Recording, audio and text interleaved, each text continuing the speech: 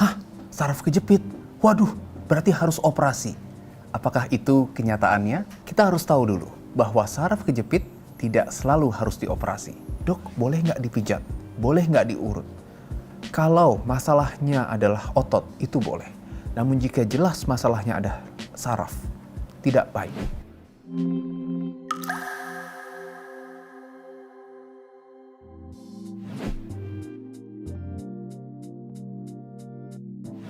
Yang pertama, ketika Anda mengalami saraf kejepit, lakukan posisi resting, istirahatkan.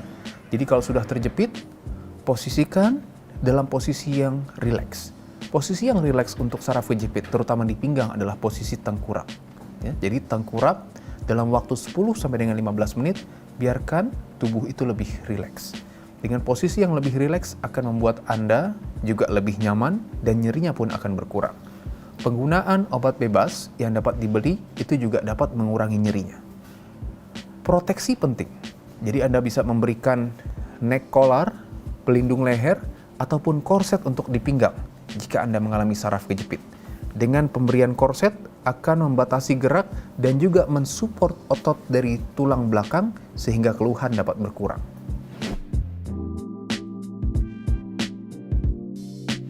Namun jika sudah mengkonsumsi obat, melakukan posisi tertentu, penggunaan collar maupun korset, keluhan tetap dirasakan, Anda harus segera ke dokter untuk mendapatkan penanganan yang tepat.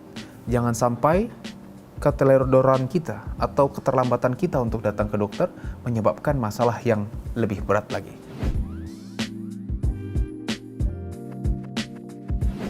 Kalau masalahnya adalah otot, itu boleh. Namun jika jelas masalahnya ada saraf, tidak baik. Karena manipulasi pada saraf yang tadinya penjepitan tidak terlalu berat, akan semakin berat penjepitannya yang seharusnya dapat sembuh dalam waktu 2 minggu, maka akan bertambah semakin lama nantinya. Meskipun ketika selesai dipijat atau diurut, keluhan seolah-olah membaik, namun sebenarnya dia hanya menggantikan sensasi nyeri dengan sensasi tekanan ataupun pasca pemijatannya, namun bukan untuk menyembuhkannya. Yang bisa dilakukan pertama adalah program rehabilitasi, di mana di dalamnya juga termasuk fisioterapi. Maka saraf kejepit dapat diatasi dengan banyak hal.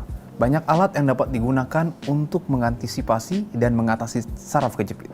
Ada dengan metode pemberian laser, pemberian shockwave, kemudian electrical stimulation, pemberian stimulasi listrik, ataupun pemberian heating, pemanasan, itu adalah cara-cara yang baik.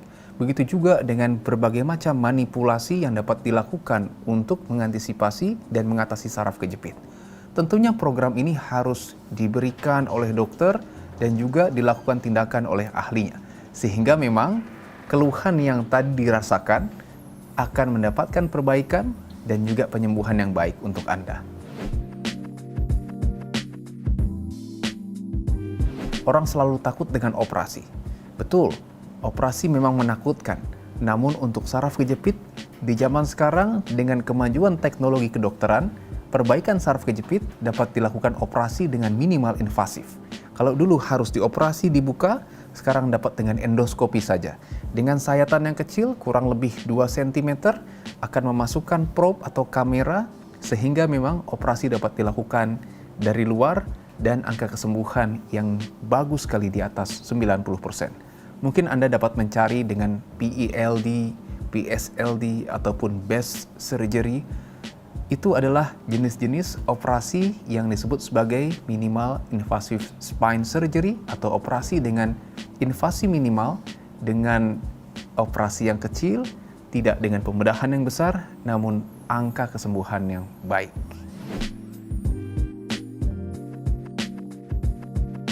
Saraf kejepit bukan berarti sekali seumur hidup. Ketika seseorang sudah pernah mengalami saraf terjepit, dia akan beresiko untuk kambuh kembali di waktu tertentu.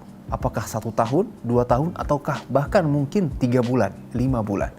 Maka hal-hal yang harus dihindari ketika Anda sudah sembuh dari saraf terjepit, pertama, pastikan Anda memproteksi tulang leher dan juga pinggang Anda. Jadi, ketika bekerja ataupun menggunakan gadget, jangan terlalu lama menunduk. namun posisikan dengan tegak. Ketika melakukan aktivitas, jangan terlalu lama membungkuk, namun kita harus perhatikan posisi untuk tetap tegak. Kemudian, pemijatan boleh dilakukan hanya pada otot saja. Ingat, jangan pada leher dan jangan pada pinggang, karena itu akan menstimulasi atau berisiko menstimulasi timbulnya saraf kejepit kembali. Yang ketiga, gunakan korset jika Anda merasa ada kelemahan ataupun ada nyeri yang dirasakan. Namun setelah itu, lepaskan korsetnya, karena penggunaan korset dalam waktu lama juga akan menyebabkan pengurangan kekuatan dari otot-otot di sekitar pinggang.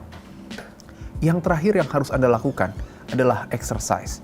Kembali exercise. Latihan. Pertama adalah latihan peregangan, stretching pada otot leher, stretching pada otot pinggang, dan juga yang penting juga adalah latihan penguatan. Kita latihan core, kuatkan otot-otot core yang menopang tulang belakang kita. Kuatkan juga otot-otot yang menopang tulang leher kita. Dengan otot yang kuat, maka resiko saraf terjepit dapat dicegah. Ataupun jika Anda sudah pernah mengalami saraf kejepit, dengan otot yang lebih kuat akan mencegah terjadinya saraf kejepit di kemudian hari.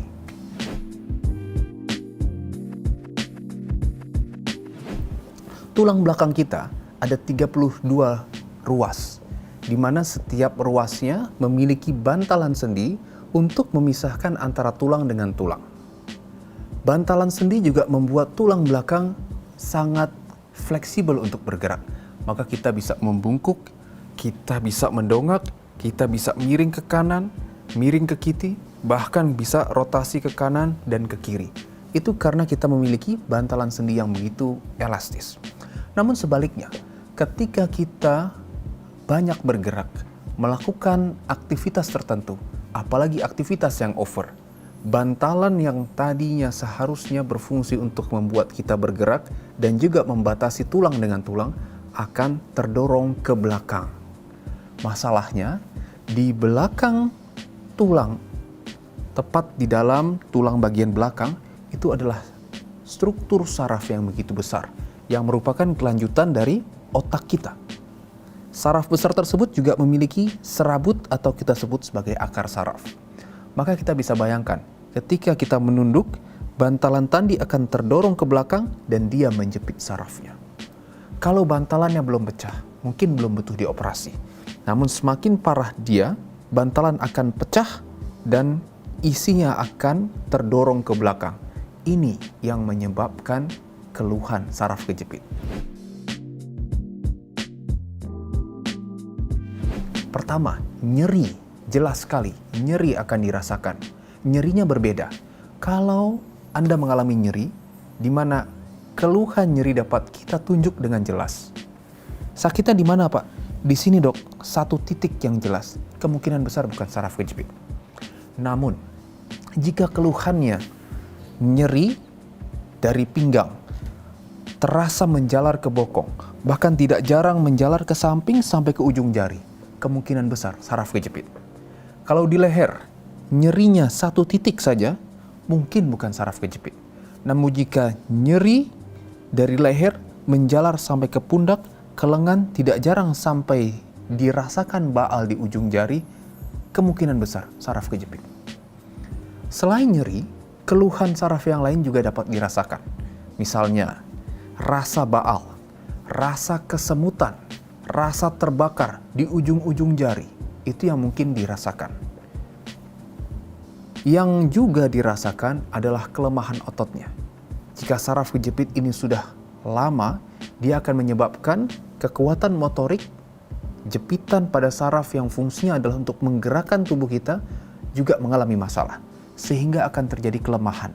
Yang tadinya kita dapat berdiri, tiba-tiba kaki atau ankle akan jatuh, kita sebut sebagai drop foot. Inilah yang orang sering katakan bahwa saraf kejepit dapat menyebabkan kelumpuhan.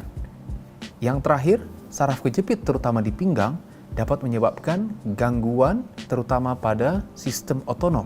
Sistem otonom adalah sistem yang mengatur buang air besar, buang air kecil, dan juga pengeluaran keringat kita. Pertama adalah nyeri, nyerinya yang menjalar, Kemudian yang kedua adalah adanya sensasi saraf yang lain seperti baal, kesemutan atau rasa terbakar. Yang ketiga adalah kelemahan. Yang terakhir adalah gangguan buang air kecil, buang air besar. Ini adalah kondisi yang berat.